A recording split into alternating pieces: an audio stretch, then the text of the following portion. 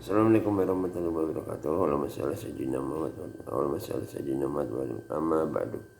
Hari ini kita coba mengkaji tentang kitab Adabul Alim wal Muta'alim karya Hadratus Syekh Kiai Haji Hasyim Asy'ari tentang bab etika guru dan murid. Bab pertama tentang keutamaan ilmu dan ulama serta keutamaan mengajar dan belajar. Bismillahirrahmanirrahim. Ini bab pertama, keutamaan ilmu dan ulama serta keutamaan mengajar dan belajar. Qala ta'ala yarfa'illahu alladhina amanu minkum walladhina utul ilma darajat. Sampaikan bahwa Allah berfirman, Allah Subhanahu wa taala berfirman, Allah akan meninggikan orang-orang yang beriman di antara kamu dan orang-orang yang diberi ilmu pengetahuan beberapa derajat. Artinya Allah Subhanahu wa taala akan mengangkat derajat para ulama sebab mereka sanggup memadukan antara ilmu dan juga pengamalannya. Jadi sampaikan qala ta'ala yarfa'illahu alladhina amanu minkum walladhina utul ilma darajatin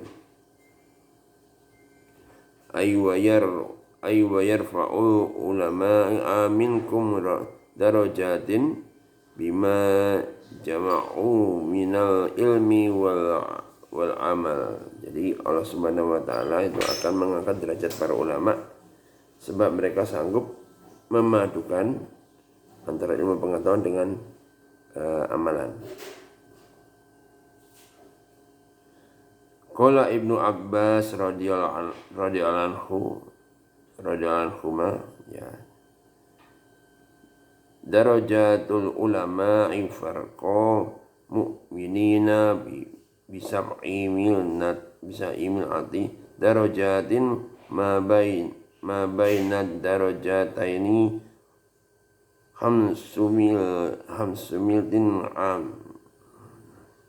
Artinya derajat dari Ibnu Abbas radhiyallahu anhu disampaikan bahwa derajat para ulama itu jauh di atas para orang mukmin yang dengan selisih 700 derajat, sedangkan jarak antara dua derajat itu kira-kira itu sekitar perjalanan 500 tahun. Masya Allah. Wa qala Allah ta'ala syahidallahu annahu la ilaha illa huwa wal malaikatu wa ulul ilmi fabada Allahu ta'ala binafsihi wa sana bimali anikatihi wa sallata bi ahlil ilmi wa nahika bi hada syarafan wa fadlan wa ja'ala latal wa talan. Jadi Allah Subhanahu wa taala beriman, Allah mengatakan bahwasanya tidak ada Tuhan melainkan Dia dan juga para malaikat dan juga orang berilmu. Allah Subhanahu wa taala memulai firman-Nya dengan menyebut zatnya sendiri, kemudian kedua kalinya menyebut para malaikat, dan ketiga kalinya menyebut orang-orang yang memiliki ilmu pengetahuan, yaitu para ulama. Cukuplah bagimu berpegang teguh pada ayat ini untuk kemuliaan, keutamaan, keagungan dan keluhuran. Wa qala Allah ta'ala innama yakhshallaha min ibadihi ulama. Allah Subhanahu wa taala berfirman, sesungguhnya dari hamba-hamba Allah yang takut pada Allah adalah para ulama. Wa qala Allah ta'ala innal ladzina amanu wa 'amilus solihati ulaika hum khairul bariyah. Ala qala ala dzalika lamin khasyiyar rabbah faqtadat ayatani nal ulama ahumul ladina yakhshawnallaha ta'ala walladzina yakhshawnallahum khairul bariyah fayantazuna ulama'ahum khairul bariyah. Jadi disampaikan dari Allah Subhanahu wa taala beriman. Sesungguhnya orang-orang yang beriman dan mengerjakan amal saleh kepada mereka itu adalah sebaik-baiknya makhluk. Sampai pada firman-Nya yang demikian adalah balasan dari orang-orang yang takut pada Allah Subhanahu wa taala. Dari dua ayat di atas menetapkan bahwa para ulama adalah orang yang takut pada Allah Subhanahu wa taala. Orang yang takut pada Allah Subhanahu wa taala adalah termasuk sebaik-baiknya makhluk. Dengan begitu dapat diambil kesimpulan bahwa ulama adalah sebaik-baiknya makhluk.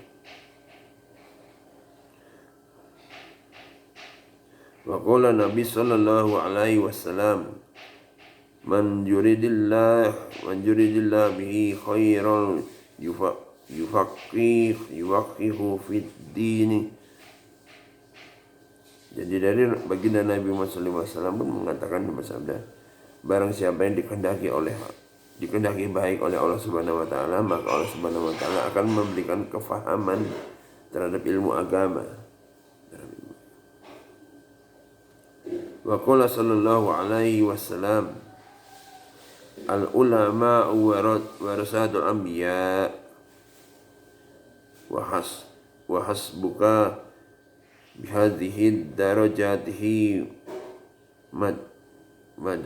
dan wa nafra wa bihadhihi rutbatin syarafa wa zikran wa idza kana la rutbata fauqa nubuwah fala syarafa fauqa syarafil wara'atin litil karutbah. Jadi sampaikan Rasulullah SAW bersabda, para ulama adalah pewaris para nabi, dan cukuplah bagimu dengan derajat ini untuk memperoleh sebuah kegunaan, kebanggaan diri dengan tingkatan ini, untuk memperoleh kemuliaan dan panggilan yang agung. Jadi ketika sudah tidak ada lagi tingkatan di atas kenabian, maka tidak ada satupun kemuliaan yang melebihi kemuliaan warisan tingkatan tersebut.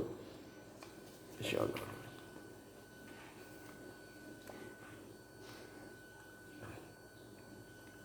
Wa qayatul ilmi amalu bihi liyahu samratuhu wa faidatul umar wajadul ikhirah faman zahara bihi syaida faman fatahu khasyir wa mala zukira indahu sallallahu alaihi wasallam rajulain ahaduhuma abidun wala akharu al ilmu. Qala fadlul almi alal abidin kafadli ala atnakum. Jadi disampaikan bahwa ujung dari sebuah ilmu adalah pengamalan, karena pengamalan itu adalah sebuah ilmu itu sendiri, fungsi dari umur dan bekal untuk akhirat nanti. Maka barang siapa yang memperoleh ilmu, maka dia akan bahagia, dan barang siapa yang tidak memperolehnya, dia akan merugi. Suatu ketika di samping Rasulullah SAW disebutkan ada dua orang laki-laki. Yang pertama adalah orang yang ahli ibadah, dan yang kedua adalah orang yang ahli ilmu. Kemudian Rasulullah SAW bersabda, keutamaan orang yang berilmu itu dibandingkan orang yang ahli ibadah adalah seperti keutamaanku melebihi paling rendahnya kalian semua. Jadi orang yang belajar, orang yang terus menggali ilmu itu jauh lebih utama daripada orang yang ibadah, ahli ibadah sendiri. Wa qala sallallahu alaihi wasallam man salaka tariqan yatlubu fihi ilman salakallahu bihi tariqan min turuqil jannah. Dan Rasulullah SAW bersabda, barang siapa yang mengambil jalan untuk mencari ilmu, maka Allah Subhanahu wa taala akan memberikan jalan kepadanya daripada jalan-jalan menuju surga.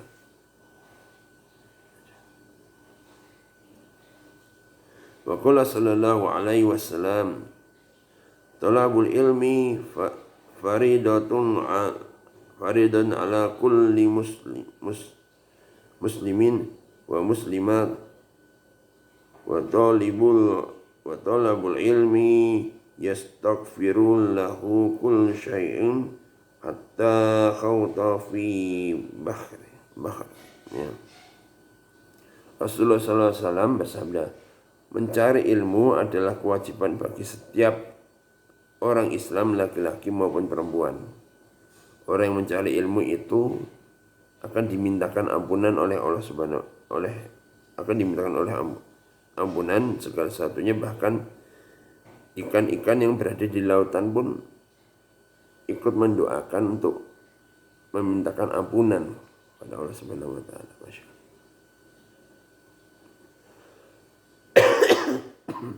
Insyaallah utama dan mencari ilmu ya. Wa qala sallallahu alaihi wasallam, man ghada li talabil ilmi salat alaihi alal malaikatu wa burika lahu fi ma'isyati. Rasulullah SAW sabda, barang siapa yang pergi dari pagi hari dengan tujuan mencari ilmu, maka para malaikat akan mendoakannya dan akan dipenuhi oleh berkah kehidupan. Wa qala sallallahu alaihi wasallam, man ghada ila masjidil yuridu illa an yata'allama khairan aw yu'allimahu kana lahu ahazin tamin. Jadi Rasulullah SAW bersabda, barang siapa yang berangkat pagi di pagi hari untuk ke masjid, sementara dia tidak menghendaki sesuatu kecuali untuk mempelajari kebaikan atau untuk mengajarkan kebaikan, maka berhak memperoleh pahala seperti pahalanya orang-orang yang melakukan ibadah haji secara sempurna. Ya, ini tentang kalau orang habis salat subuh, kemudian dia berzikir hingga waktu syuruk dan menjalankan salat Isra, salat syuruk, itu pahalanya itu seperti orang yang melakukan ibadah haji secara sempurna. Seperti, bukan berarti menyamai ibadah haji. Wa qala sallallahu alaihi wasallam, al-alimu wal muta'ilmu hadhihi min hadhihi wa jama'a bainal musabbihati wallati taliha syarikani fil ajri wala khawra fihi sar'i nasiba ba'du. Jadi Rasulullah SAW bersabda, orang yang mengajarkan ilmu pengetahuan dan orang yang mempelajarinya seperti jari ini dari ini. Jadi Allah Nabi Muhammad SAW mengumpulkan antara dua jari telunjuk dan jari tengah yang berdampingan. Jadi merupakan dua orang yang saling bersekutu dalam pahalanya, dan tidak ada satupun kebaikan di kalangan seluruh umat manusia setelah proses belajar dan mengajar. Tidak ada satupun kebaikan.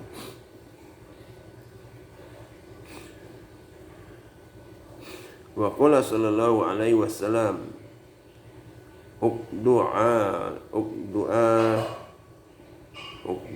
liman aw mut'alima aw mustami'an aw muhiban lidzalika wala takun khamisa fatahlik. Rasulullah SAW sini bersabda, Jadilah engkau pengajar atau pelajar atau pendengar atau pencinta terhadap ilmu pengetahuan, dan janganlah engkau jadi orang kelima, yaitu orang yang, karena engkau akan binasa. Orang yang kelima adalah orang yang tidak mau belajar, ya, malas belajar. Wa qala sallallahu alaihi wasallam, ta'allamul ilma wa 'alimuhun nas.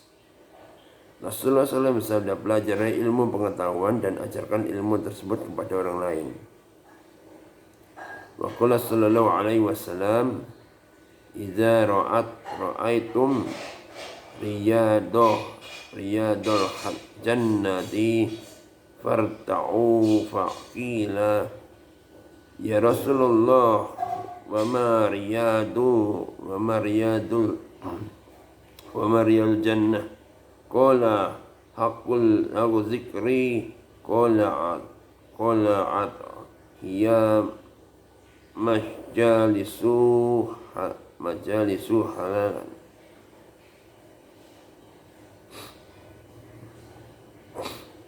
Ya, qala. Jadi sampaikan.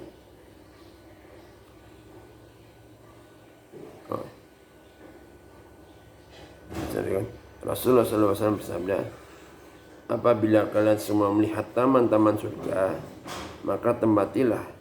Kemudian beliau ditanya lagi oleh para sahabat, wahai Rasulullah, apa yang dimaksud dengan taman surga itu? Kemudian Rasulullah SAW menjawab, taman surga itu adalah majelis-majelis zikir, majelis-majelis taklim, majelis-majelisnya para ulama, majelis-majelisnya para al-sunnah wal jamaah, para habaib.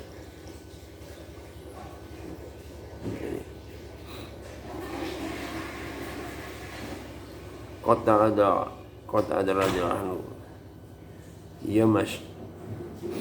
ya majalisu halalan wal haram, kaifa tashtari wa kaifa tusalli wa kaifa tuzakki wa kaifa tahujju wa kaifa tankahu wa kaifa tulawliku wa ma asbaha zalika.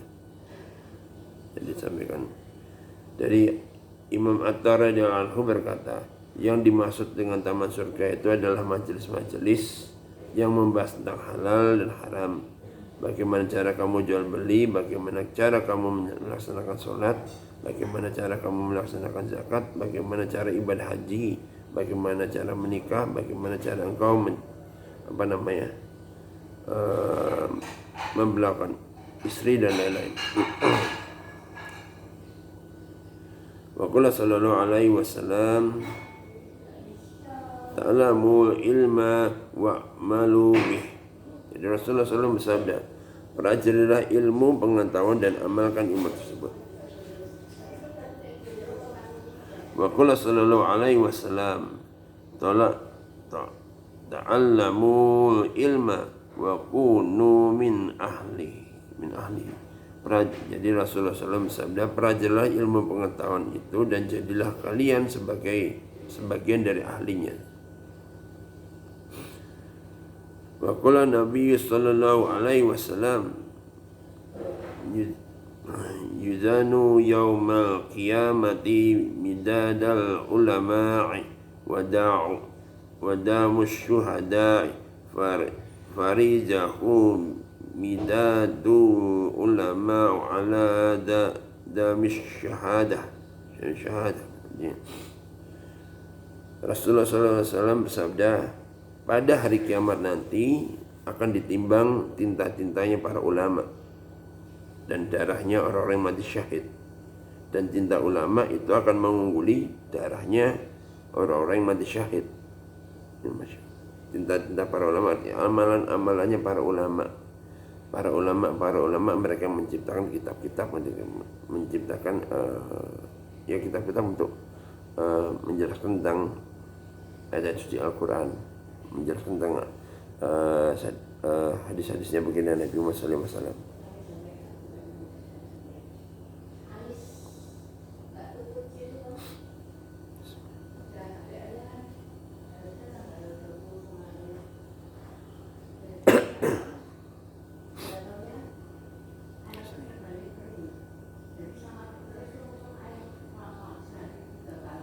Wa qala sallallahu alaihi wasallam,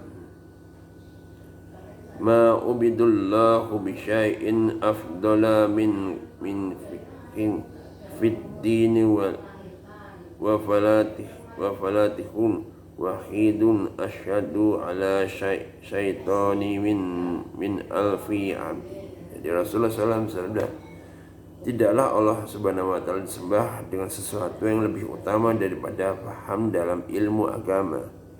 Dan sesungguhnya orang yang ahli agama, orang yang ahli dalam bidang ilmu agama itu lebih berat bagi setan daripada 1000 orang yang ahli ibadah.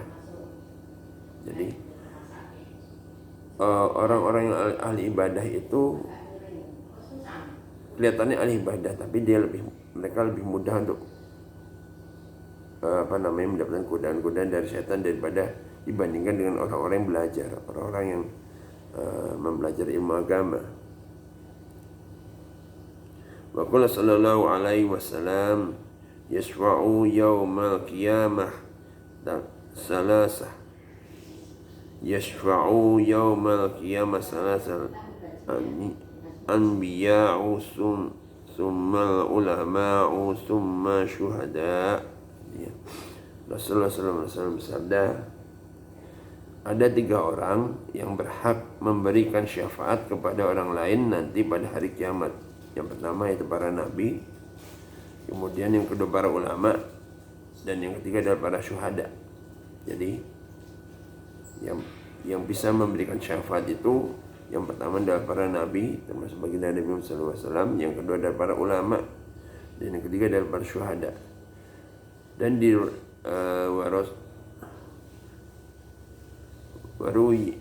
waruya anna ulama yaumal qiyamati ala manabira min nur. Dan diriwayatkan bahwa para ulama nanti pada hari kiamat berada di atas mimbar dari nur. Masya Allah. Kita lanjutkan lagi kajian tentang keutamaan mempelajari ilmu dan keutamaan menghadiri majelis para ulama dari kitab Adabul Alim wal Muta'alim karya Hadratus Syekh Mas Hasyim Asy'ari. Di lain kesempatan. Assalamualaikum warahmatullahi wabarakatuh.